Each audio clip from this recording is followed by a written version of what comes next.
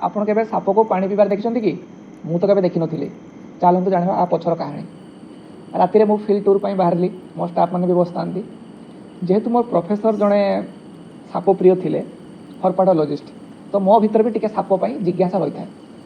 ରାସ୍ତାରେ ଗଲାବେଳେ ମୁଁ ସବୁବେଳେ ଟର୍ଚ୍ଚରେ ଦେଖୁଥାଏ କି ରାସ୍ତା କେତେବେଳେ କ'ଣ ସାପ କ୍ରସ୍ କରୁଛି। ଯଦି ସାପ କ୍ରସ୍ କରୁଥାଏ ମୁଁ ଡ୍ରାଇଭରକୁ କହିବି ଗାଡ଼ିର, ମୁଁ ଟିକେ ଓହ୍ଲେଇକି ଯିବି, ସାପ ଟିକେ ଦେଖିବି କେଉଁ ପ୍ରଜାତିର ସାପ, ମୋର ଟିକେ ଜିଜ୍ଞାସୁ ଥାଏ ଜାଣିବା ପାଇଁ କ'ଣ ସାପ କ'ଣ ନାହିଁ।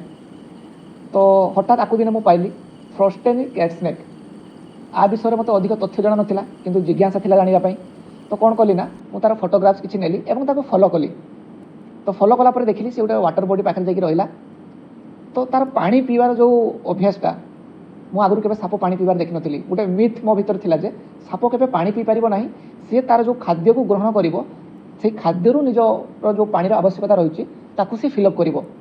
କାହିଁକି ନା ଦେଖନ୍ତୁ, ତା'ର ଏକ୍ଜାମ୍ପଲ୍ ହେଉଛି ପାଣି ପିଇବା ପାଇଁ ଗୋଟେ ସକ୍ କରିବାର କ୍ୟାପାସିଟି ଥିବା ଦରକାର। ଯେମିତି ଆପଣ ନିଜେ ଦେଖିବେ, ସକ୍ କରିବାର କ୍ୟାପାସିଟି ମାନେ ଆମର ଯେଉଁ ଗାଲ ରହିଛି, ଆମେ ପାଣି ଯେତେବେଳେ ଭିତରକୁ ଏୟାର ନେଉଛୁ, ଏୟାର ଟାଇଟ୍ ହେଲେ ପାଣିଟା ଅଟୋମେଟିକ୍ ଉଠୁଛି। ଯେମିତି ହାତୀ ତା'ର ଟ୍ରଙ୍କରେ ପାଣି ନେଉଛି ଏୟାର ଟାଇଟ୍ କରିକି, ସେମିତି କିନ୍ତୁ ତାଙ୍କର ତ ନଥାଏ। ସେମାନେ ଖାଦ୍ୟ ଖାଇବା ପାଇଁ ତାଙ୍କର ପାଟିଟା ପୁରା ଚିରା ହେଇଥାଏ, 160 ଡିଗ୍ରୀରେ ସେମାନେ ନିଜ ପାଟିକୁ ଆଁ କରିପାରିବେ। ତେଣୁକରି ମୁଁ ଦେଖିକି ପୁରା ଚକିତ ହୋଇଗଲି। ଆଗରୁ ମୋର ମିଥ୍ ଥିଲା ଯେ ସାପମାନେ ପାଣି ପିଇପାରିବେ ନାହିଁ।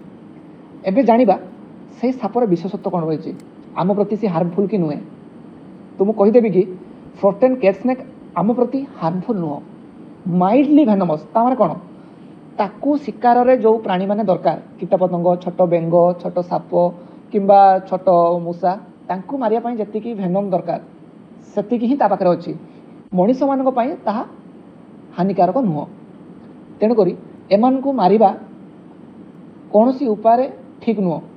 ଯେହେତୁ ପ୍ରକୃତିରେ ତାଙ୍କର ବି ରହିବାର ଅଧିକାର ଅଛି, ଖାଲି ଏମାନଙ୍କର ନୁହେଁ, ପ୍ରକୃତିର ସବୁ ଜୀବଜନ୍ତୁଙ୍କୁ ସମ୍ମାନ ଏବଂ ସୁରକ୍ଷାର ସହ ରହିବାର ଅଧିକାର ଅଛି। ତ ତାଙ୍କୁ ସୁରକ୍ଷା ପ୍ରୋଭାଇଡ଼ କରିବା ଆମ କର୍ତ୍ତବ୍ୟ। ଆମ ଫରେଷ୍ଟ ଡିପାର୍ଟମେଣ୍ଟ ସେୟା ହିଁ କରୁଛି ବର୍ତ୍ତମାନ। ଆମେ ସୁରକ୍ଷାରେ ସବୁ ଲାଗିଛୁ। ତେଣୁ ଆପଣ ବି ସାପ କୋଉଠି ଦେଖିଲେ ତାକୁ ମାରନ୍ତୁ ନାହିଁ, ତା ବାଟରେ ତାକୁ ଯିବାକୁ ଦିଅନ୍ତୁ, ତାକୁ ଇରିଟେଟ୍ କରନ୍ତୁ ନାହିଁ, ତାକୁ ଧରିବାକୁ ଚେଷ୍ଟା କରନ୍ତୁ ନାହିଁ।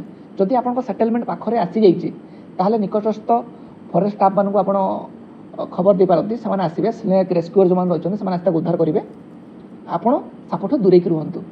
ଧନ୍ୟବାଦ।